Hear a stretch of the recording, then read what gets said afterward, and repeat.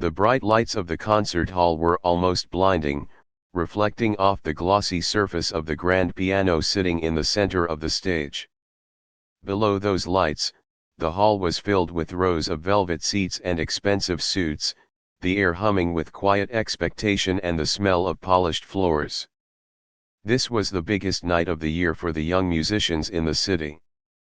For months, every child who had been lucky enough to get invited had practiced until their fingers ached and their heads hurt. Tonight was the night they had to show everyone what they could do. In the wings of the stage, hidden behind the heavy red curtains, stood a small girl named Lily. She was 10 years old, small for her age, and at this moment, she felt smaller than she ever had in her entire life. Lily clutched her sheet music against her chest, her knuckles white from holding the papers so tight. She took a deep breath, trying to stop her hands from shaking, but they wouldn't listen to her. Lily looked down at her clothes. That was the first problem. All the other children were dressed like little princes and princesses. The boy who had gone before her wore a shiny black tuxedo with a bow tie that looked perfectly straight. The girl before him had worn a dress made of white silk that looked like a cloud. Lily, on the other hand, wore a light blue dress. It was a nice dress, one her mother had bought from a department store, not a specialty shop. It was clean and ironed, but next to the sequins and silk around her, it looked plain. It felt like a spotlight was shining on her, showing everyone that she was different. She looked out at the audience from the crack in the curtains. The front row was the worst. It was filled with parents and teachers, but also the rich people who sponsored the music school. They sat with their legs crossed, checking their expensive watches or whispering to each other. They didn't look like they were there to enjoy the music, they looked like they were there to judge it. From her spot in the shadows, Lily could hear a group of women standing near the exit door. They were sipping from glasses of water and talking in voices that were loud enough to reach her ears. "Is that the one?" one woman asked, tilting her head toward Lily. "The one from the community center?" "Yes, I think so," another woman replied, her voice sharp and cold. "I heard the director let her in as a favor. You know, for publicity. To show the school cares about the common folk." The first woman laughed a high, tinkling laugh. "Well, let's hope she doesn't embarrass herself. That piano is worth more than her family's house. It would be a shame if she scratched it." Lily felt her face get hot. A flush of red burned in her cheeks, and she wanted to melt right into the floorboards. She knew she didn't belong here. She knew her parents worked hard, and they couldn't afford the fancy lessons the other kids had. She practiced on an old keyboard in her living room that made a clicking sound every time she pressed a key. She had earned her spot here by sending in a videotape, but listening to these women, she felt like a thief who had snuck in. A man in a headset walked by, looking at a clipboard. He didn't even look at Lily as he checked the list. He looked tired and bored, as if he just wanted this night to be over. He sighed loudly and tapped his pen against the paper. "Lily," he called out, not unkindly, but without any warmth. Lily stepped forward. "I'm here," she squeaked. Her voice sounded so small that she was afraid he didn't hear her. "You're up next. After the current applause dies down." "Get ready," he said, turning away to adjust a microphone stand. Lily's heart hammered against her ribs like a trapped bird. She looked at the back of the piano, the shiny black wood curving like a giant wave. It was beautiful, but it was terrifying. It looked like a monster waiting to eat her up if she made a single mistake. On stage, the current performer finished his piece with a loud, dramatic flourish. The audience clapped politely. It was the kind of clapping that said, "Good job, you did what you were supposed to do." The boy bowed and walked off, looking relieved. "Okay, Lily, go," the man with the headset whispered, giving her a gentle nudge toward the stage. Lily's legs felt heavy as lead, but she forced them to move. She walked out of the safety of the dark wings and into the blinding white light. The air out here was different. It was still and quiet, waiting for her. As she walked across the stage, the sound of her shoes clicking on the floor seemed to echo through the entire hall. Click, click, click. It sounded like a countdown. She reached the piano bench. It was a long leather bench, slick and cool. She sat down and adjusted the seat. She was so short that her feet barely touched the floor. She had to stretch her toes to find the pedal. This usually made her feel a bit clumsy, but tonight, under the watchful eyes of the rich women in the front row, it felt like a crime. She saw one of the women lean over to whisper something to her neighbor, and they both looked at Lily's dangling feet and giggled behind their hands. Lily swallowed the lump in her throat. She placed her sheet music on the stand. The papers were a little wrinkled from her nervous grip. She smoothed them out with her shaking hands. She knew her piece by heart, but having the music there made her feel like she had a shield. She looked at the keys. They were white and clean, staring back at her like rows of teeth. This was it. This was her chance to prove them wrong. She thought about the video she had sent in, the song that had gotten her here. It was a difficult piece, full of fast notes and tricky rhythms. She had practiced it every single day after school, ignoring the TV shows her friends watched and the games they played. She wanted this more than anything, but now, sitting in this huge room, wearing her simple blue dress, feeling the eyes of the crowd boring into her back, the music seemed to drift away from her mind. She felt a sudden wave of doubt. What if she forgot the notes? What if her hand slipped? The women's words echoed in her head. It would be a shame if she embarrassed herself. She took a deep breath, filling her lungs with the dusty, old smell of the theater. She thought about her mother at home, probably watching the clock, wishing she could be here to hold her hand. She thought about her old, clicking keyboard at home. She wasn't playing for the women in the front row. She was playing for herself and her family. Lily lifted her hands. The room was so quiet she could hear the air conditioning humming in the ceiling vents. She positioned her fingers over the keys, ready to start. She closed her eyes for just a second to gather her courage.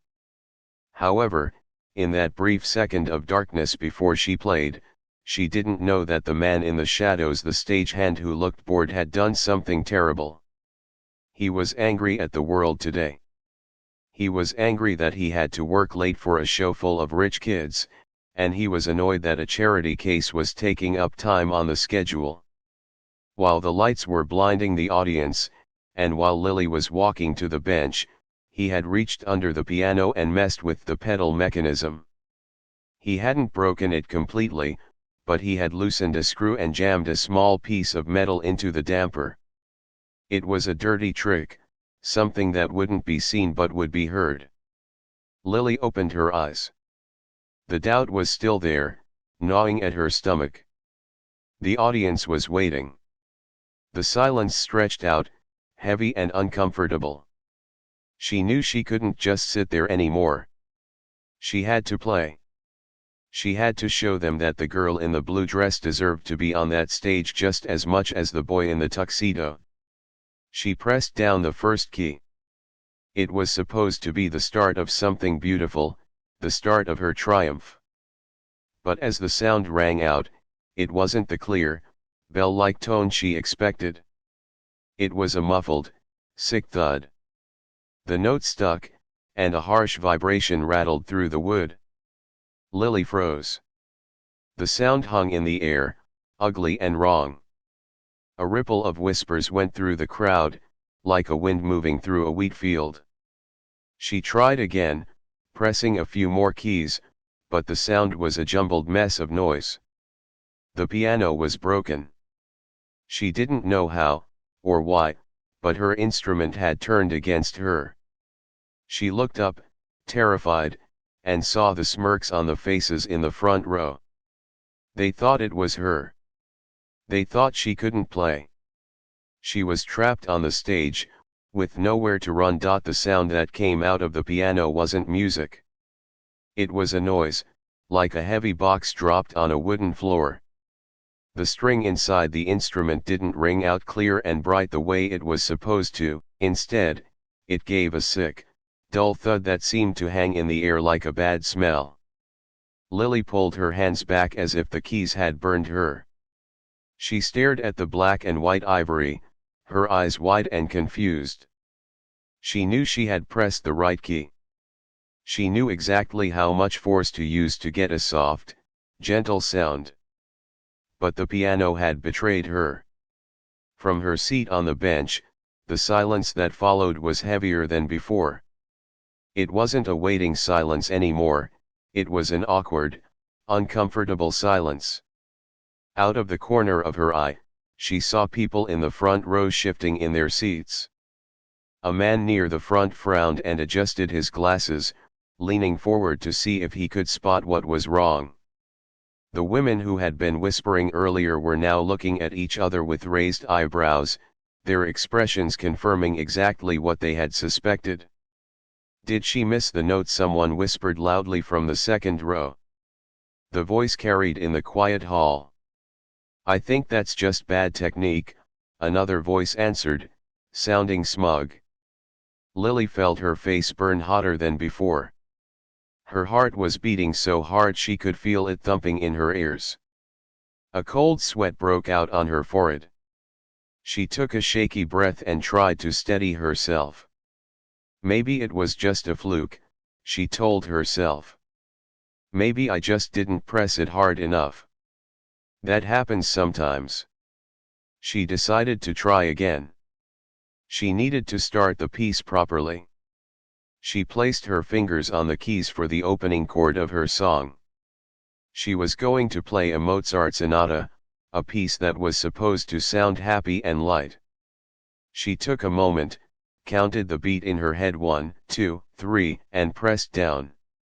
This time, the sound was worse. It was a chaotic clatter. Because of the loose mechanism the stagehand had tampered with, the dampers didn't lift correctly.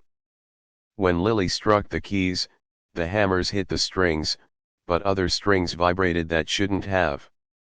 It sounded like a mess of noise, like someone banging on pots and pans in a kitchen. There was no melody, only a dissonant, ugly jumble that made the listeners wince. Lily stopped immediately. She lifted her hands off the keyboard, her breath catching in her throat. She looked down at her lap. She wanted the floor to open up and swallow her whole. She wanted to be back in her living room, sitting on the carpet, safe and sound. The mood in the hall shifted instantly.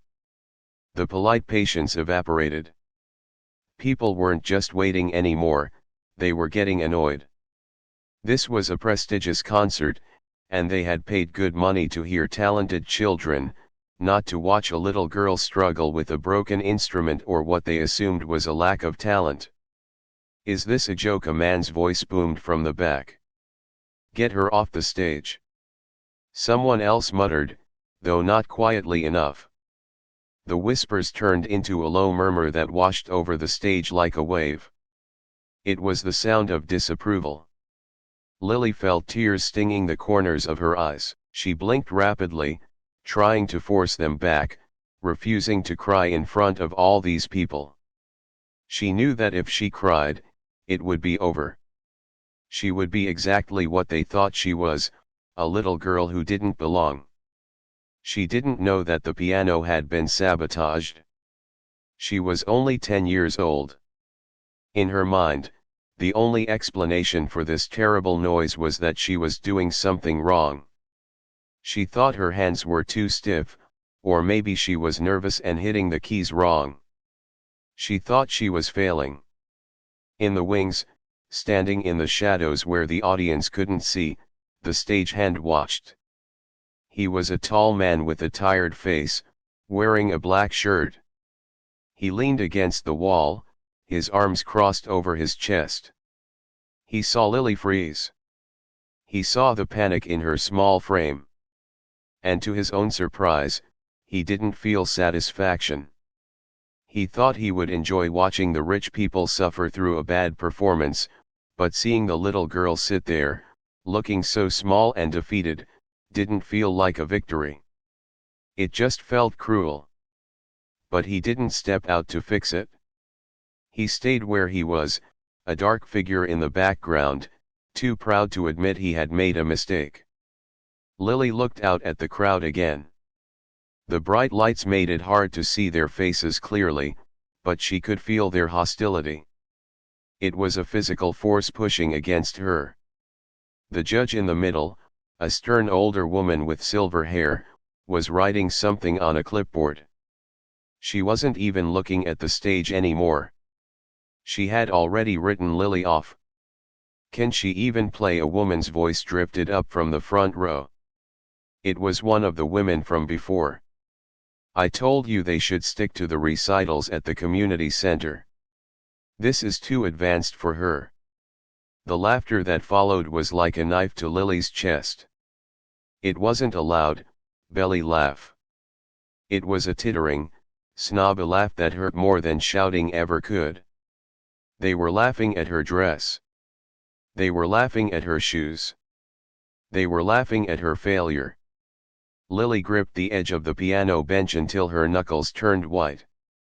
I am not a failure, she thought. I practiced for hours. I can play this song. She decided to try one more time. She wouldn't play the loud chords. She would try something soft, something gentle to test the keys. Maybe if she played very lightly, the strange noises would stop. She leaned forward and touched a single key. A high note. Ping. It sounded okay, but a little metallic. She tried two notes together. A slight buzzing sound rattled underneath the tone. It was like the piano was sick. She tried to play the first few notes of the song again, slowly. Da-da-da-dum. But every time she pressed a key, the wrong sound came out. The pedal was sticking, causing the notes to blur into each other. It sounded muddy and sloppy. It sounded like a beginner who had no idea what they were doing. The groans from the audience were audible now. People were checking their phones, looking at their watches, turning away to talk to their neighbors. The magic of the evening was broken, and they blamed her. Lily felt a hot tear escape and roll down her cheek. She quickly wiped it away with her sleeve, but she knew it was too late. Someone probably saw it. She felt exposed. She felt like a fraud. She looked at her hands. They were small hands, with clean, trimmed fingernails. They were the hands of a worker, of someone who had tried her best. She remembered the keyboard at home. It didn't have a soft pedal. It didn't have perfect tuning. But it always made the sound she expected when she hit a key. This piano was a stranger to her. The pressure in the room was immense. It felt like the air was being sucked out of the space. The hum of the air conditioning seemed to get louder, mocking her. The silence between her attempts was filled with judgment. From the side of the stage, the organizer, a man in a suit, stepped out slightly. He looked at the stagehand, then at Lily. He looked confused. He knew Lily was talented. He had seen her video. But hearing this noise, seeing the audience's reaction, he had to make a choice. He could walk out there, stop the performance, and escort her off the stage. It would save the audience from more discomfort, but it would destroy the girl. Or he could wait. He decided to wait. He stood just inside the curtain, his hand on the red fabric, his heart aching for the little girl sitting alone on the massive stage. Lily sat frozen. The sheet music on the stand seemed to blur. The notes on the page, which she had read so many times, looked like black ants crawling on white paper. She couldn't read them anymore. Her mind was racing too fast. She thought about walking off. She could just stand up, bow, and run back to the safety of the curtains. It would be over. The humiliation would end. The thought was tempting. It was the easiest thing to do. But then, a flash of anger sparked inside her. Not a wild, crazy anger, but a quiet, steady fire. Why should she leave? Why should she run away? She hadn't done anything wrong. She was here because she loved music. She was here because she had worked hard. These people with their fancy clothes and their cold stares didn't know her. They didn't know how late she stayed up practicing. They didn't know how badly she wanted this. The piano was broken. That was the truth. She didn't know why, and she didn't know how, but she knew she couldn't play the Mozart sonata on this instrument. It was impossible. The song required a crisp, clean sound to work. Without that, it was just noise. But just because she couldn't play that song, did it mean she couldn't play? Lily took a deep breath. She stopped wiping her eyes. She sat up a little straighter on the bench. She looked out at the dark room, not seeing the faces, but feeling the energy. It was hostile. It was waiting for her to fail. They wanted her to run away so they could whisper about her on the ride home. They wanted a story about the girl who froze. Make a decision, the stage manager whispered from the shadows, though Lily couldn't hear him. He was looking at his watch. Play or go. Lily's hands hovered over the keys. She wasn't looking at the sheet music anymore. She closed the book gently. The sound of the book clicking shut was loud in the quiet hall. She looked down at the black and white keys again. She ignored the pedals. She knew the pedals were part of the problem. She would just use her hands. She would have to be careful. She had to find the notes that didn't buzz, the parts of the mechanism that still worked. She closed her eyes for a moment. She blocked out the lights. She blocked out the heavy air. She blocked out the rude women. She thought back to the melody that lived in her heart. It wasn't Mozart. It wasn't a show-off piece. It was something else. It was a song she didn't need sheet music for. It was a song she knew by heart, a song that felt like a warm blanket on a cold night. If she was going to go down, she decided, she was going to go down playing her own song. She wasn't going to play the Mozart. She was going to play something that didn't need a perfect piano. She was going to play something real. She took another deep breath, held it for a second, and let it out slowly. Then, her fingers began to move. They didn't go to the starting position of the Mozart sonata. They went somewhere else entirely. When the little girl on the bench slowly closed the thick book of Mozart sonatas, a quiet ripple of confusion moved through the front rows. People looked at each other, shrugging their shoulders. To them, it looked like she was giving up. It looked like the pressure had finally cracked her, and she was packing up to leave. A few people actually started to clap, but it wasn't applause for a performance, it was the polite, dismissive clapping people use when they want someone to just hurry up and get off the stage. "Thank you, dear, you can go now," a woman's voice drifted from the front, sounding impatient. But the girl didn't move. She didn't stand up to bow, and she didn't run away. She sat perfectly still on the bench, her back straightening just a little. She turned her head slightly and looked at the dusty curtains on the side of the stage, almost as if she were listening for a voice that wasn't there. She thought of the song her grandmother used to sing. It wasn't a famous song. It wasn't something you would hear on the radio or in a fancy concert hall. It was an old folk tune, a simple lullaby that her grandmother had hummed while sewing buttons onto shirts or stirring soup on the stove. It was a song about a bird that couldn't fly south for the winter, a song that felt sad but also incredibly warm. It was a song that lived in her bones, not in the paper sheets she had just closed. The girl took a deep breath and placed her hands back on the keys. She didn't hit them hard this time. She didn't try to show off. She touched the keys gently, like she was touching the cheek of a sleeping baby. She played one single note. It was a low A, deep and resonant. Then, slowly, she added another note above it. Because the mechanism inside the piano was jammed, the sound wasn't perfect.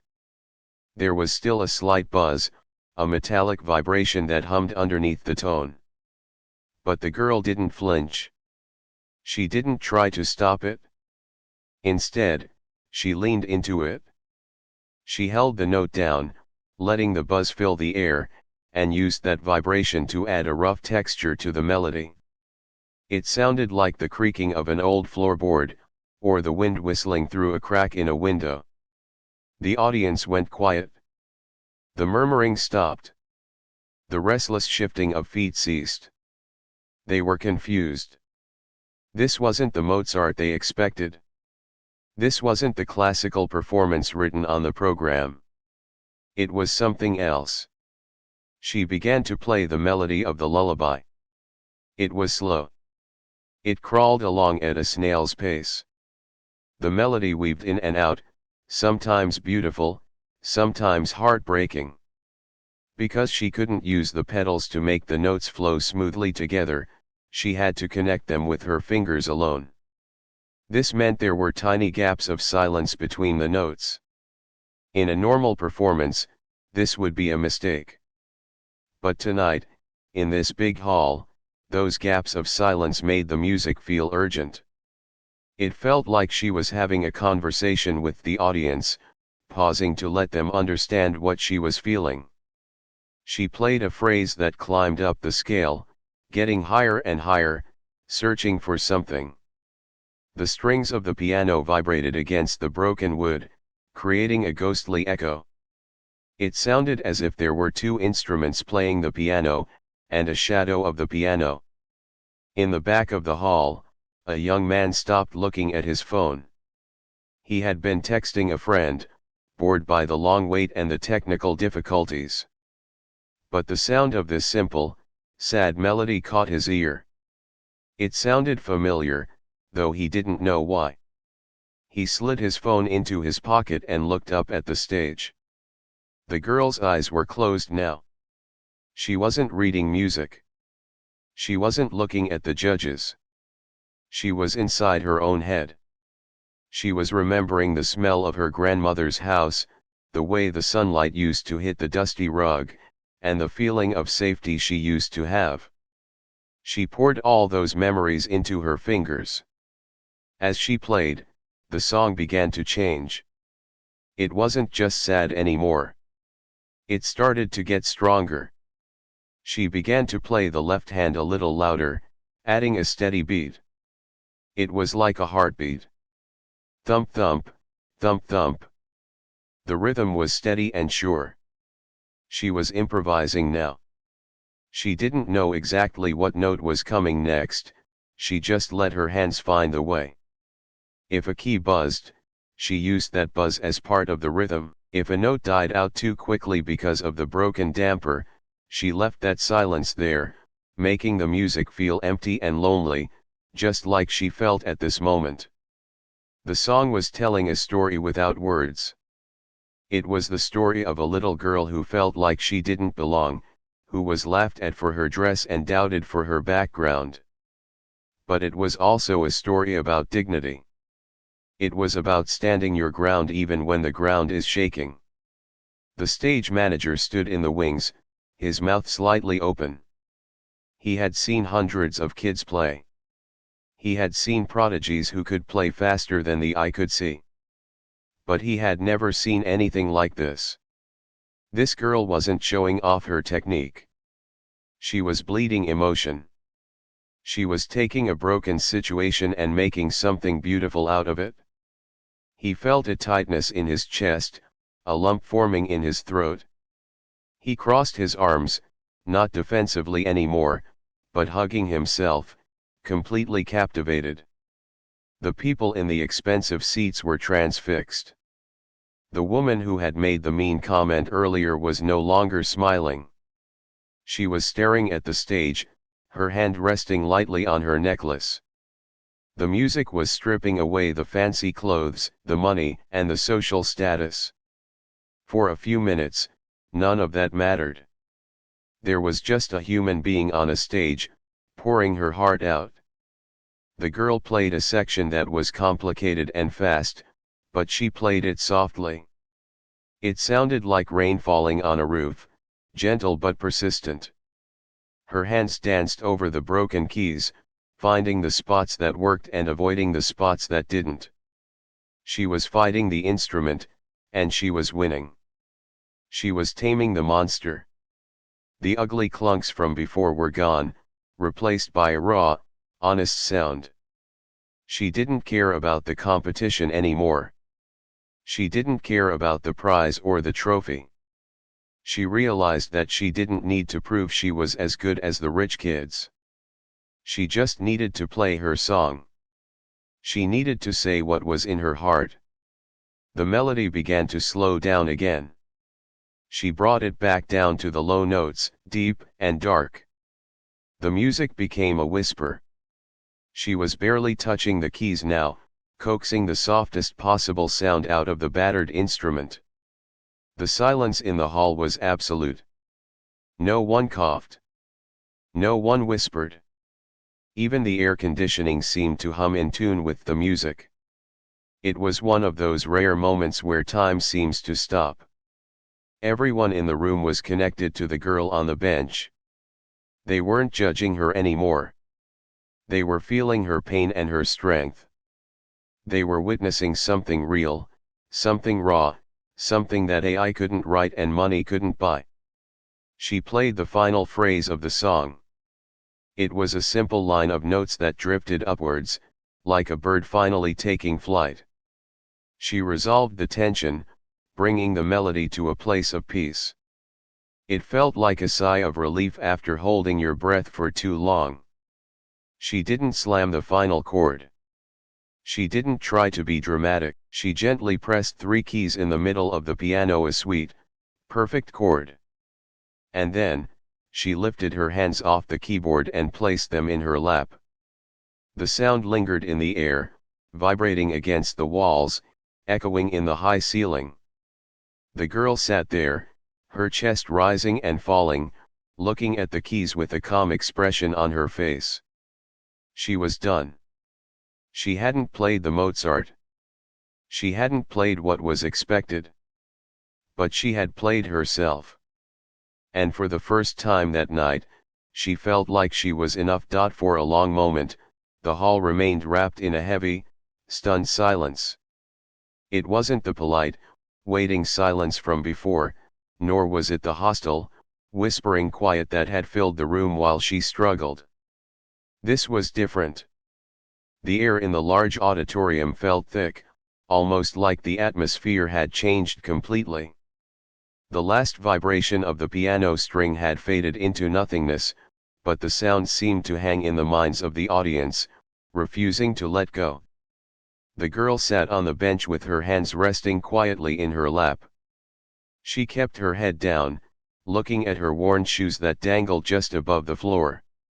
She was breathing hard, her small chest rising and falling with effort. She felt drained, like she had just run a long race. But underneath the exhaustion, there was a strange sense of peace. She had done what she needed to do. She had poured out the truth of her heart onto the keys, broken or not. She didn't care about the competition anymore. She didn't care about the judges or the trophy. Out in the audience, people were blinking, as if waking up from a deep sleep. The man in the front row, the one who had adjusted his glasses in annoyance earlier, had frozen with his hand halfway to his mouth. He looked at the stage, really looked at it, for the first time that night. He saw a small child in a simple blue dress, not a symbol of a program he didn't like.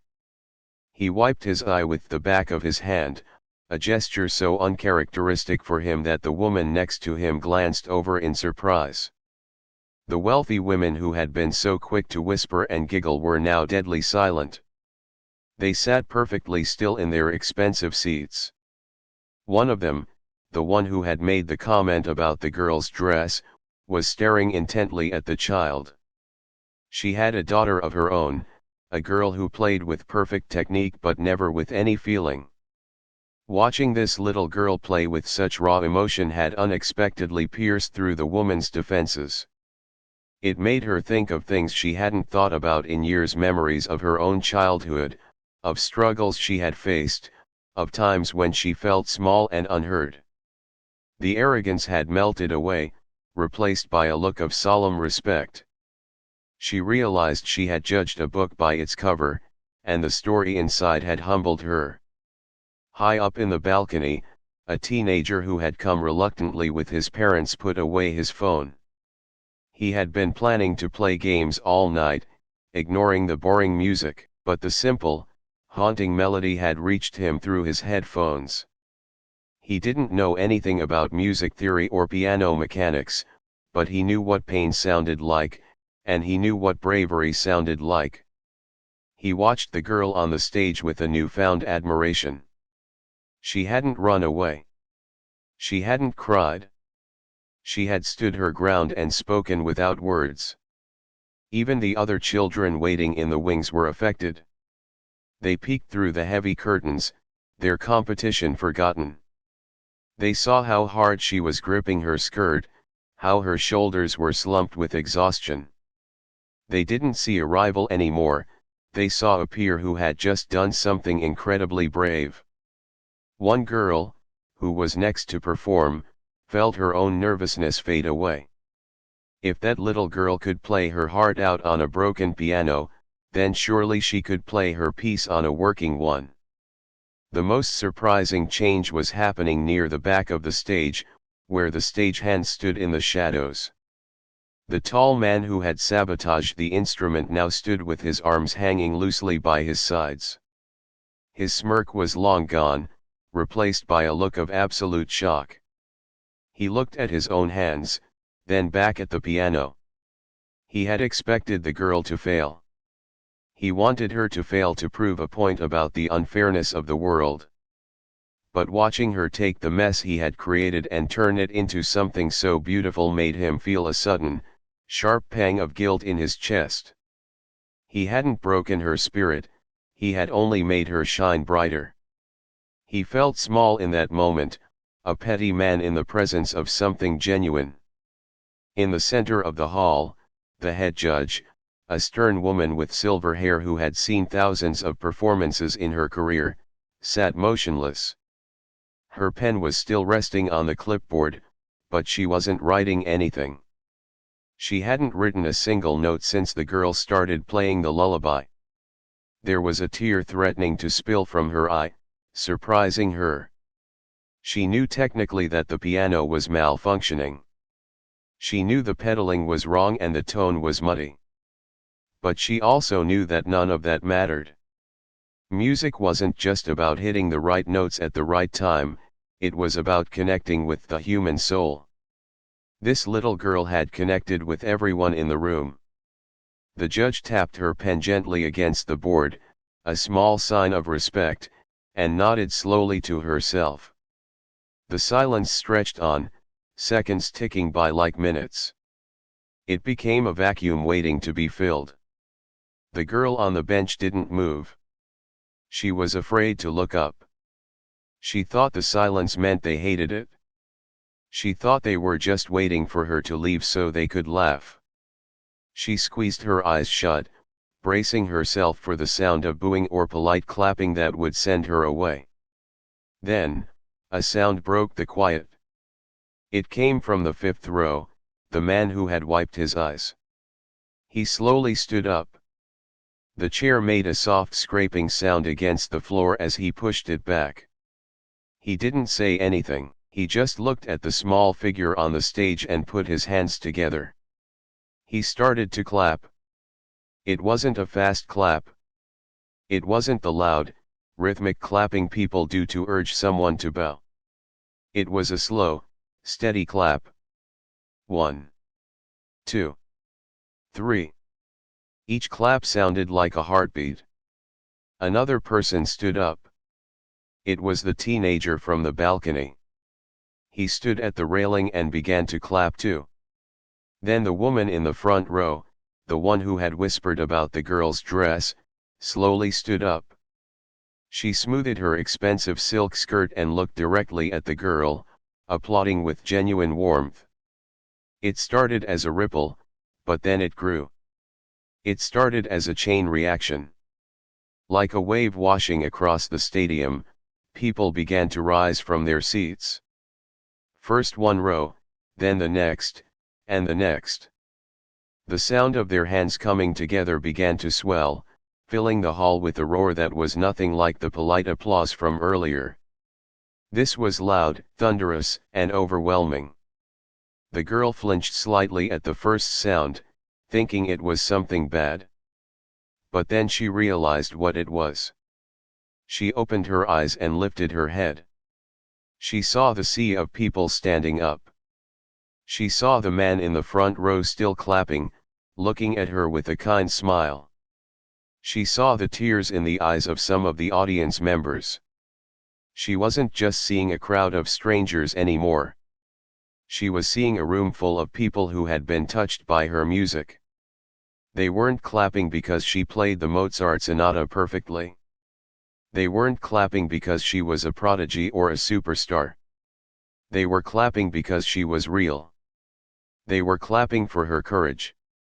They were clapping because she had taken a moment of humiliation and turned it into a triumph of the human spirit. The sound washed over her, warmer than any spotlight. It was a feeling of acceptance she had never felt before. It was the feeling of being heard, truly heard, for the very first time. The shame she felt about her dress, her background, and her lack of fancy training vanished in that roar. She knew, in that moment, that she belonged here just as much as anyone else. Music didn't care about money or status. Music only cared about the heart. The noise in the hall was deafening now. It wasn't just a polite applause, it was a roar that seemed to shake the velvet curtains and vibrate through the floorboards. The girl sat on the bench for a moment longer, her hands still resting in her lap, completely stunned. She had expected boos. She had expected laughter. She had prepared herself to walk off the stage in tears, humiliated and broken. Instead, 500 people were on their feet, clapping their hands together, shouting bravo, and filling the room with a wave of approval that was almost too big for her to understand. Slowly, she stood up.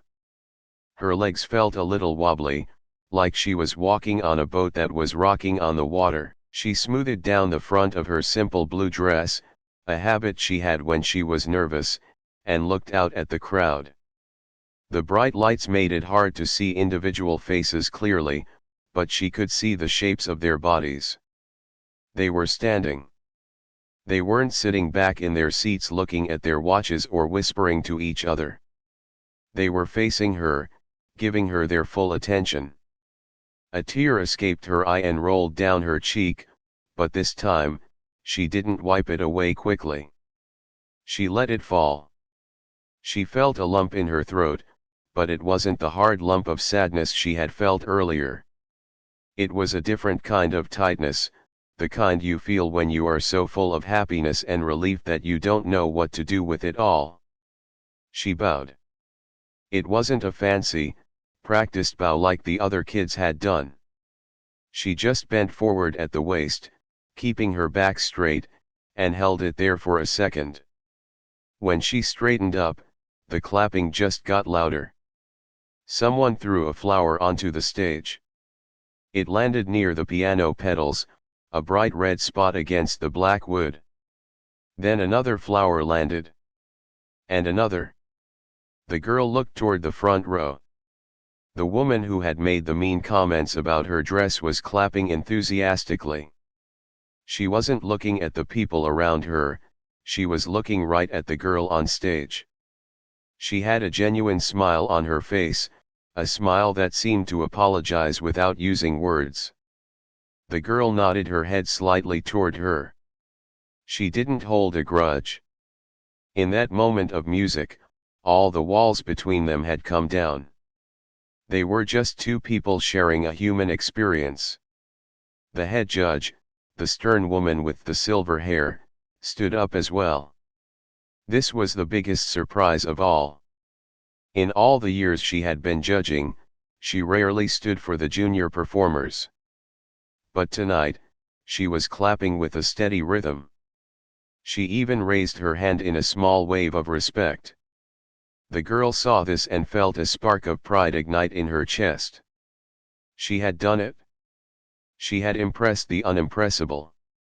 With one last, shy smile, the girl turned and walked toward the side of the stage.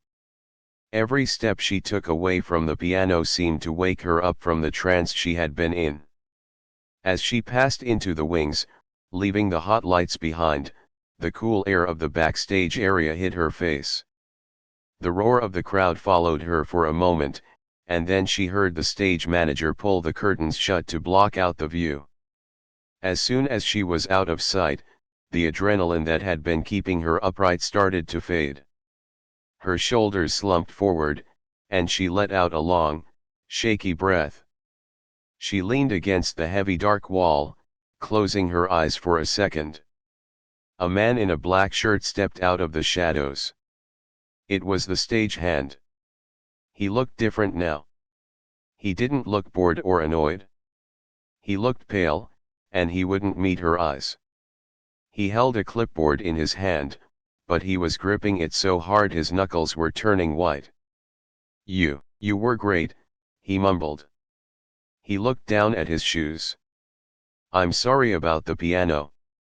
It was acting up all night." The girl looked at him. She knew, deep down, that he hadn't just been unlucky with the equipment.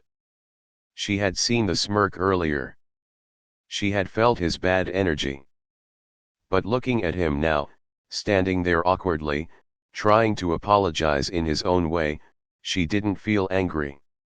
She realized that he was just a person who was unhappy, and his unhappiness had made him want to hurt others.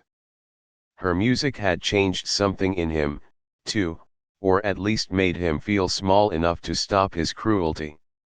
"It's okay," the girl said softly. Her voice was raspy from the tension. "It worked out fine." The stagehand looked up, surprised by her kindness. He opened his mouth to say something else, maybe to explain himself, but he couldn't find the words. He just nodded and walked away quickly, disappearing into the maze of ropes and lights backstage. The girl walked further down the long hallway to the dressing room. Other children were there, the ones she had competed against. They were usually busy fixing their hair or ignoring everyone else. But tonight, as she walked in, they all turned to look at her. A girl in a velvet dress stepped forward. "That was amazing," the girl in velvet said. "I was so scared for you, and then, wow. I've never heard anything like that." Another boy nodded in agreement. "How did you do that? How did you make it sound so good with the broken pedal?" "I just played what I felt," the girl answered honestly. "I didn't think about the notes." They looked at her with a new kind of respect. The barrier that separated the rich kids from the scholarship kid had dissolved under the power of her honesty. They weren't rivals anymore, they were musicians who understood the language she had spoken. They gathered around her, asking questions about the song, no one caring about her simple dress or her worn shoes. A few minutes later, the girl's mother arrived. She had been waiting outside because she couldn't afford a ticket for the premium seating, or perhaps because she didn't want to make her daughter nervous.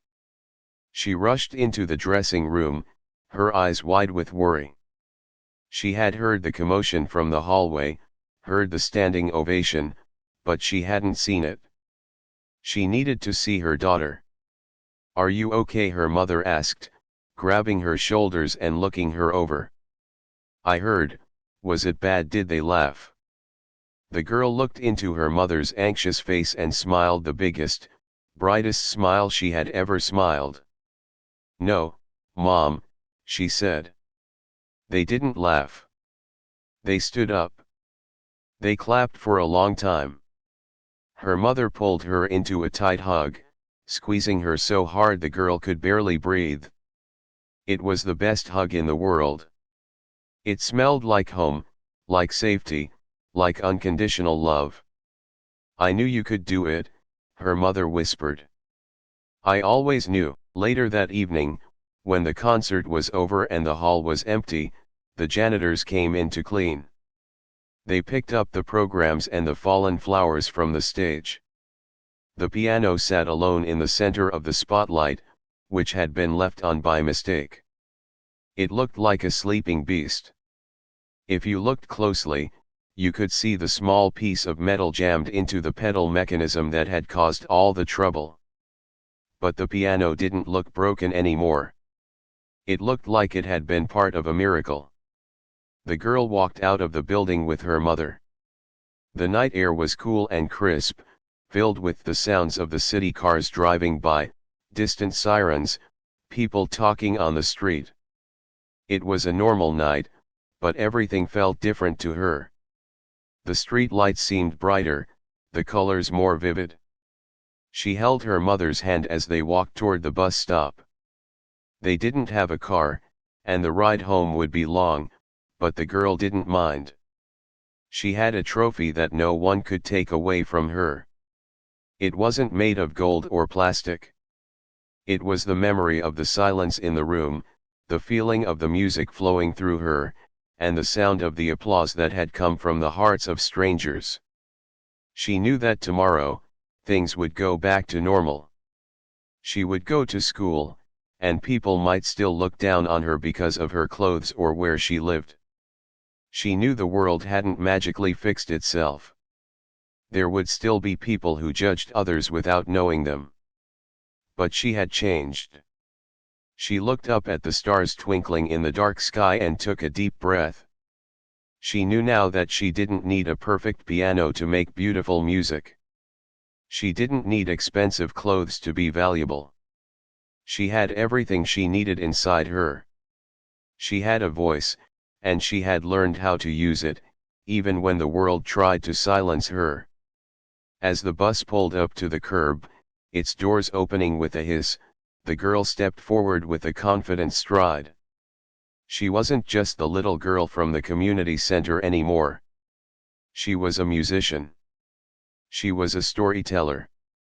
And she was ready for whatever song came next.